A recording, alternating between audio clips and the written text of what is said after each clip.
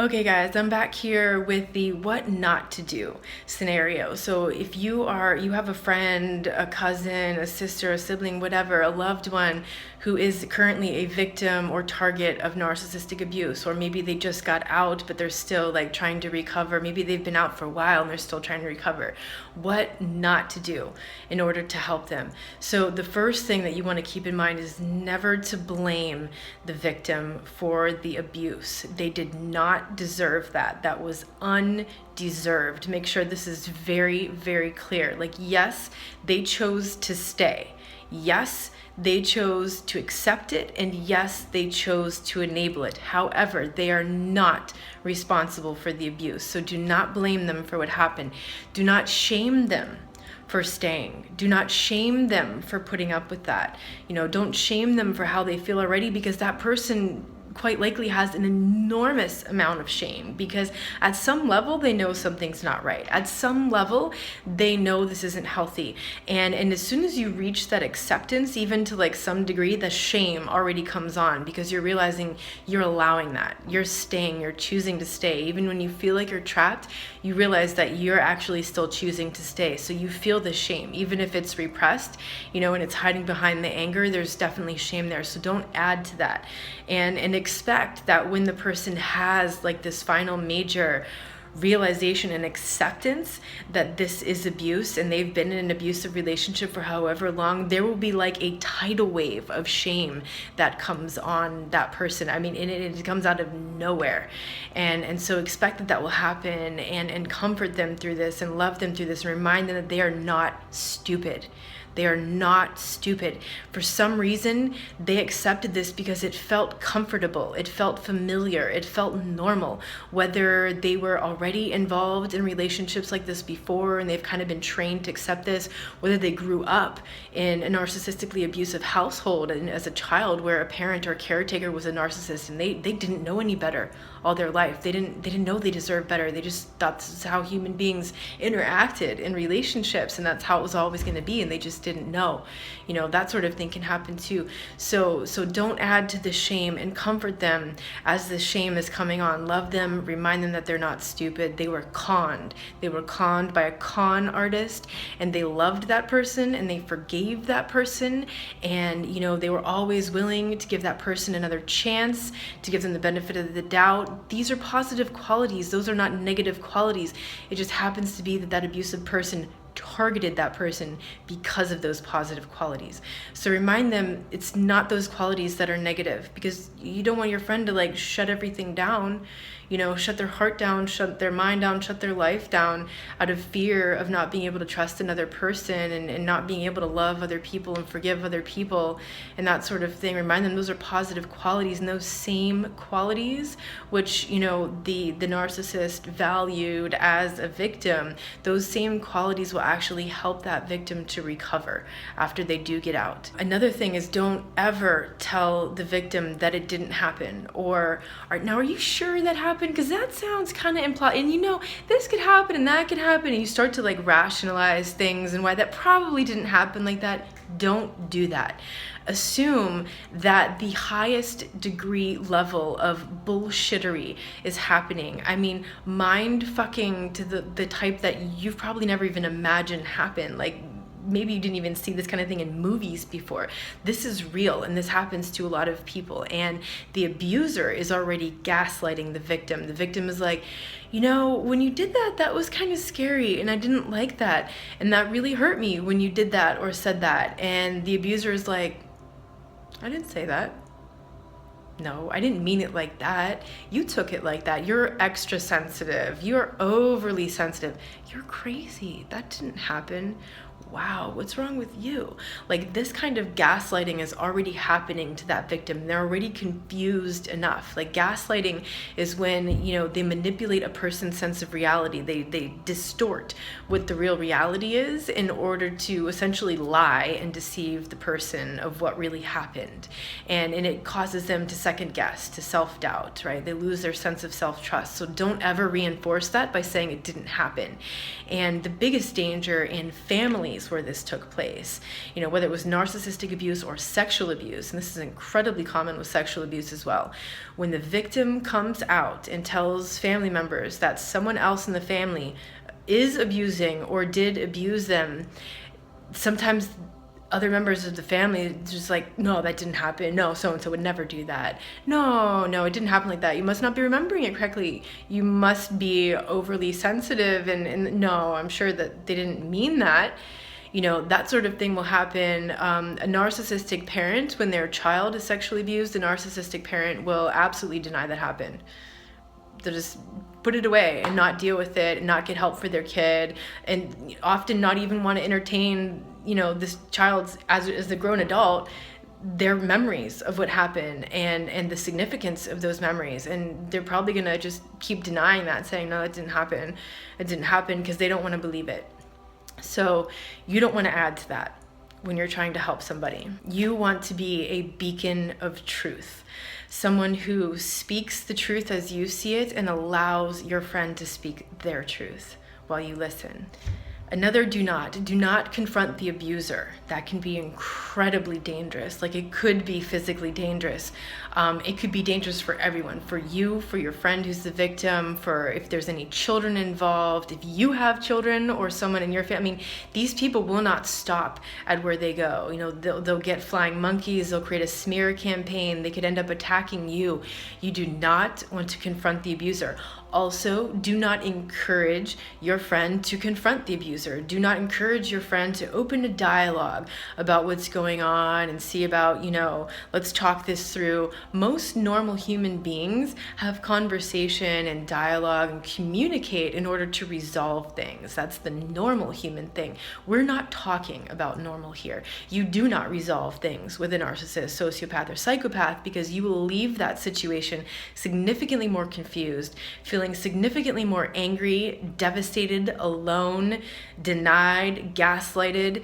You can't confront them. They're not going to own up to what they do. One of the major characteristics of narcissists, psychopaths, sociopaths, borderlines, they don't own up to what they do.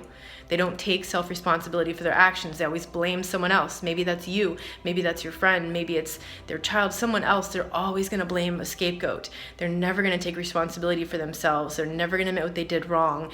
The only time they ever say they're sorry and own up to things is when they're going to use that to manipulate the other person. Either they say it and then, they keep having this conversation for hours and hours and hours, and the victim thinks they're resolving things, and at the very end of that conversation, the abuser drops something, and it's like none of that ever happened. Like, the sorry never happened, their regret for what they did never happened, like it didn't happen at all. Or the abuser will then turn it around and say, well, it was your fault. Blame the victim for what they did. Blame the victim for having the affair. Blame the victim for lying to them. Blame the victim for whatever abuse that they're doing, which is essentially like the MO of this kind of abuse. So don't confront the abuser. Don't send your friend, the victim, the target, to go confront the abuser. Nothing good will come of that. No, it is much better to encourage that person to get into therapy, to see holistic practitioners, to get help from professionals, who can actually help this person and resolve those issues. The abuser will not be of help. Don't force them to leave. Okay, I know this is really hard, and this is like the hardest part, to let go of attachment to control there. Don't force them to leave. Like, you can't really force them, and if you literally extract them when they didn't ask you to, you're going to get yourself involved in a big mess, and they're going to go back, and then it can get bad for you. Do not do that. Do not force them to leave. A person will leave when they're ready. They will say they're ready to leave. They will flat out tell you they're not ready. If they're telling you that, they don't want to leave. Don't force them to leave. Don't sacrifice your well-being to help somebody else. So that's like I was talking about in the last video on things that you can do to help them. And one of those is taking care of yourself and managing and setting your boundaries properly so that you're protecting yourself from getting hurt, from getting entirely too traumatized, from taking on the toxicity in this person's life. You got to take care of yourself. Do not sacrifice your well-being. If you are getting entirely too drained, if you feel like you're not safe, these kinds of things are alarming. This means the boundaries aren't set properly. Like, you need to adjust the boundaries. You need to take better care of yourself. Always keep that in mind. That is not selfish. You have to take care of yourself first, because if you're a mess and you're low energy and you're exhausted and you're confused, you're not going to be able to help anybody else. Do not underestimate the potential danger here. Okay, the phrase to understand from Sandra L. Brown, who did research on thousands of victims of psychopath, is that these relationships are of inevitable harm. There will be harm. There is always harm when you're talking about dealing closely with a narcissist, a psychopath, a sociopath, a borderline. Inevitable danger. Do not underestimate this. Do not underestimate the potential danger of the situation.